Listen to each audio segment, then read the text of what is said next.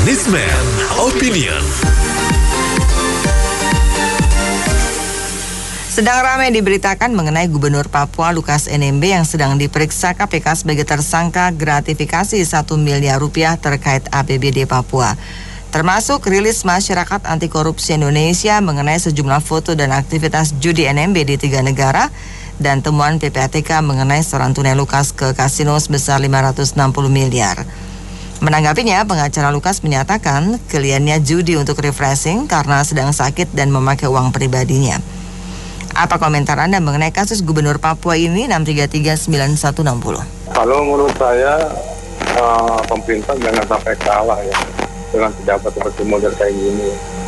Sekarang ya bisa aja ya dia ngomong main judi untuk keinginan dia sakit dia untuk melepas stres ya. Mana ada orang sakit berjudi begitu.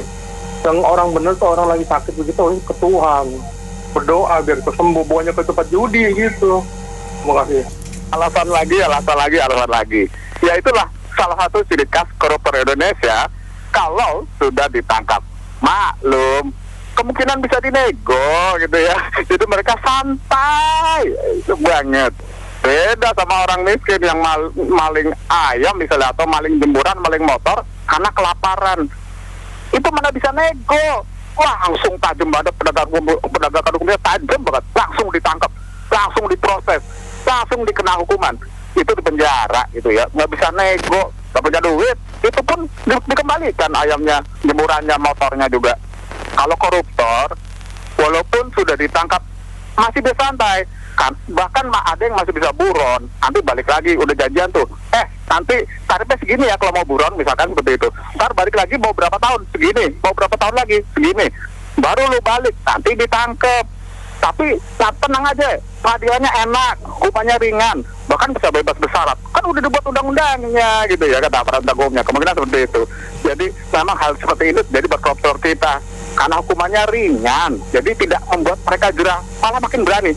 Dan kenapa para koruptor sekarang menyerahkan diri? Dia kelihatan sopan, santun, jadi kan nanti dapat keringan hukuman gitu ya. Kemungkinan seperti itu. Terima kasih, semoga berkatu. Ya, kalau ada setoran tunai 560 miliar dan itu diakui sebagai uang pribadi, paling mudah adalah kita cukup lihat dulu dari LHKPN-nya saja.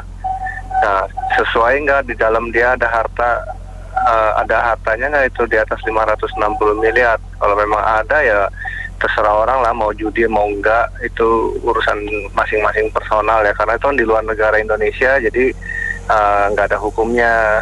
Tapi kalau yang jelas kita lihat aja dari korupsinya sama dari LHKPN-nya saja. Kalau memang LHKPN-nya ternyata isinya cuma ada di bawah 1 miliar atau 10 miliar, ternyata bisa transfer 560 miliar, itu kan sesuatu yang aneh ya. Itu aja sih yang kita lihat. Terima kasih. Itu loh, sebagai pejabat negara harus membeli contoh yang benar. Kelakuannya tuh bisa diikutin, bukan contoh yang nggak benar begitu. Orang semua juga mau dong bisa korupsi sampai begitu banyak, bisa habis negara ini, bisa hancur. Apalagi ada gosokan-gosokan dari luar negeri yang incerin negara ini. Apalagi yang di Papua ada uranium, ada emasnya. Saya kalau kita transfer ke luar negeri kan di atas berapa 500 juta ya. Ada beritanya gitu loh, buat apa. Ini sampai beratus-ratus masa nggak ketahuan sih, maksudnya harus sudah begitu lama baru ditangkap. Udah itu ya, menurut saya pemerintah kalau nggak basmi koruptor kayak gini, bilangnya APBN-nya kurang, apa segala macam. Ya mungkin ini habis di sini dikorup semua gitu loh. Jadi kita sebagai rakyat bayar pajak harus terima aja alasan seperti itu. Oke, makasih. Kalau menurut saya gini, itu mendingan diseret aja dari Papua ke Jakarta. Bagaimana itu caranya bisa sampai begitu ada duitnya, main berjudi sampai 500 miliar lebih begitu. Karena rakyatnya di sini, rakyat di Papua itu sangat minim sekali apa namanya ekonominya begitu. Saya pejabatnya di Papua itu sampai dia enak-enak begitu. Terus saya mau nanya juga pengacaranya itu, orang si Lukas itu kan sakit, kenapa dibawa ke tempat judi, refreshing? Namanya orang waras kan yang sadar kalau orang sakit itu dibawa ke dokter dan berdoa kepada Tuhan, itu yang benar. Masa orang yang lagi sakit dibawa ke judi, refreshing, itu belajar mana pengacaranya begitu? Coba yang saya pasti ini yang minta Pak Jokowi jangan sampai kalah dengan satu orang ini. Bahaya kalau sampai kalah ini satu, semua bisa ngerempet ke 27 provinsi. Itu ya, makasih. Pak Lukas NMB, ya itulah gambaran pejabat-pejabat kita ya. Nah, kembali lagi nih, kita tegaskan lagi sebagai rakyat jelata. Ini penegak hukum bisa nggak mereka mengeksekusinya? Nah, kita mau lihat itu. Jangan di tempat yang nggak begitu rawan benar, manusianya yang gagah-gagah, mereka membusungkan dada. Coba kita mau lihat ini yang di Papua ini. Ferdy Sambo juga kita mau lihat juga ini. Nah, itu momen polisi itu harus bertindak tegas para penegak hukum kita. Jadi kembali lagi itu yang bermain judi refreshing kan. Coba yang pencucian uang, yang belanja-belanja yang hidupnya hedonis dari uang rakyat semuanya. Jadi kembali lagi ketegasan dari penegak hukum kita. Janganlah memang refreshing enak dengan bermain-main uang rakyat. Gitu saja, makasih. Assalamualaikum. Saya mau nambahin aja, itu kalau kita lihat dari salah satu channel YouTube ya, dan jadi kita kalau mau bikin tersangka orang aja itu butuh berapa ya, 500 atau 600 juta ya, tergantung kasus sih. Itu belum tentu menang loh, belum, ntar harus menangnya itu tergantung siapa yang kasih lebih banyak. Jadi belum tentu yang salah itu kalah. Kalau yang salah itu lebih kaya atau lebih kuat, belum tentu kita bisa menang gitu loh. Jadi ini mah semua itu nego aja gitu ya, siapa yang kasih duit lebih banyak gitu. Jadi dinaikin gaji juga percuma, Mahkamah Agung apa gajinya gede kok tetap aja kurang. Oke, makasih. Jadi kalau saya menjadi NMB, saya akan menyerahkan diri dengan baik, tidak akan buat gaduh di media. Karena kan kita semua tahu, nanti kalau kita sudah menyerahkan diri dengan baik, itu kan tidak akan menjadi berita. Kawan juga mulai nggak seneng. Itu nanti sudah bisa diatur lah semuanya lah. Meskipun di KPK mungkin pisaunya tajam, tapi kan semua tahu. Nanti setelah setelah divonis kan semua bisa diatur gitu loh. Jadi sekarang malah disorot banyak pihak gitu loh. Jadi udah diam-diam aja, serahkan diri dengan baik, senyap, supaya jangan menjadi berita. Nanti semuanya di belakang bisa diatur kok. Kenapa mesti begitu? NMB jadi berita malah jadi disorot gitu loh. Sebaiknya memang dengan legowo lah membuktikan kebesaran. Kalau memang dia bersalah, ya serahkan diri saja daripada harus membela diri ya. Yang repotnya rakyatnya bisa terus membela, itu yang jadi permasalahan. Saya kira demikian. Kalau menurut saya sih terserah yang mau judi atau mau senang-senang apa. Tapi kalau selama merugikan negara pakai duit APBN atau APBD, itu kan namanya korupsi. Itu yang perlu diusut tuh. Yang penting itunya, bukan masalah dia mau senang-senang atau gak hidup mewah, terserah ada. Asal duit sendiri nggak apa-apa, kalau duit negara kan nggak boleh. Itu yang menurut saya lebih penting, lebih fokus. Saya mau berpendapat ya, agak memprihatinkan juga sih melihat begini. Maksudnya di daerah Papua yang kaya akan sumber daya alam, sementara masyarakatnya belum terlalu maju-maju banget gitu ya. Nah, lalu ada kepala daerahnya yang bisa menghambur-hamburkan uang itu untuk aktivitas judi di luar dugaan korupsinya ya. Jadi kalau yang terjadi sekarang ya ini semacam kita tidak punya teladan lagi gitu ya. Jadi tidak para pejabat itu, entah itu yang di pusat atau sebagai gubernur bupati gitu ya, tidak mempercontohkan lagi satu keteladanan. Jadi ya tujuan daripada menjabat ini ya memperkaya diri sendiri untuk bersenang-senang begitu ya. Ya, mungkin ini juga bukan hanya contoh dari para pejabat, mungkin kita juga krisis kepemimpinan, artinya guru, pemuka agama itu jauh dari kata-kata misalnya untuk mengabdi atau melayani. Terima kasih. Oh iya. Kalau menurut saya sih begini ya.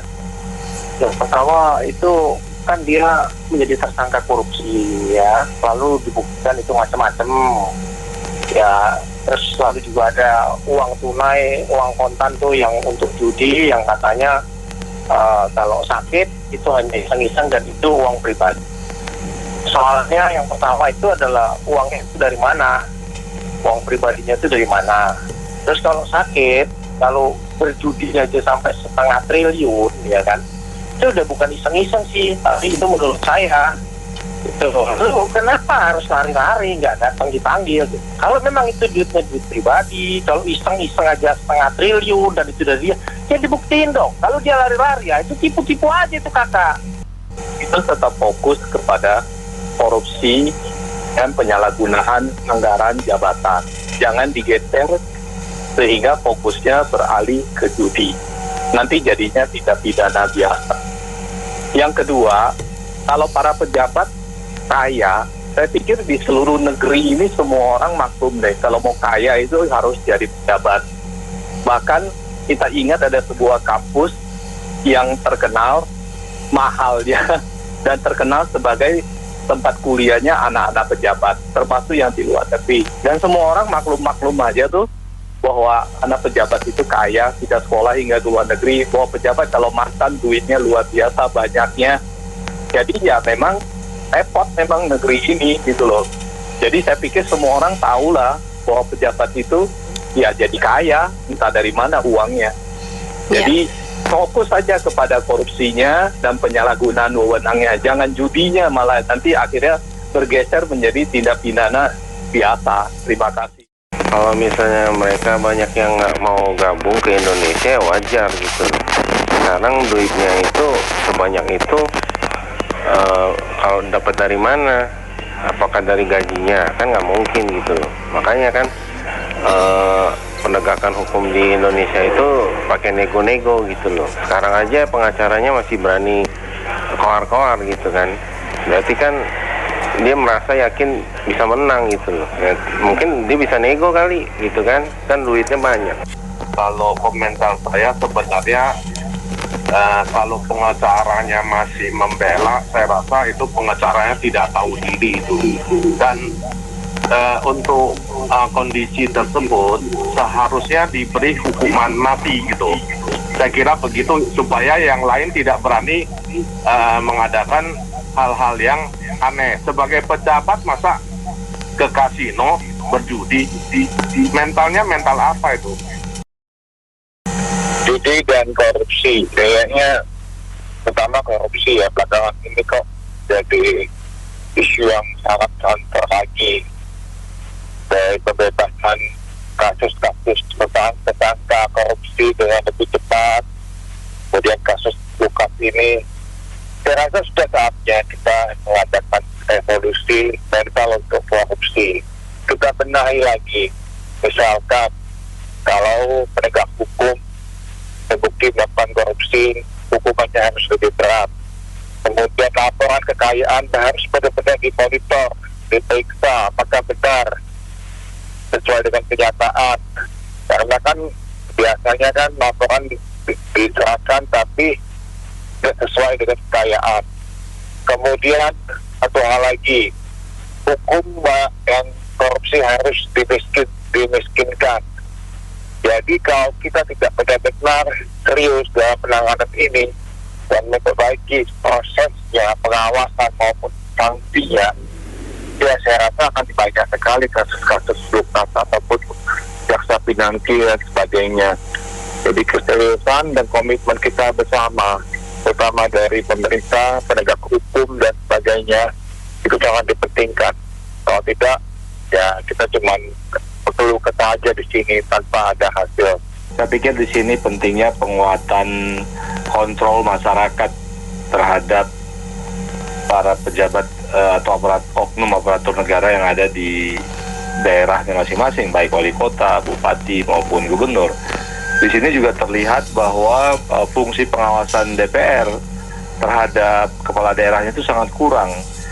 Karena tidak bisa seorang kepala daerah itu misalnya untuk refreshing tapi melakukan perbuatan melanggar hukum.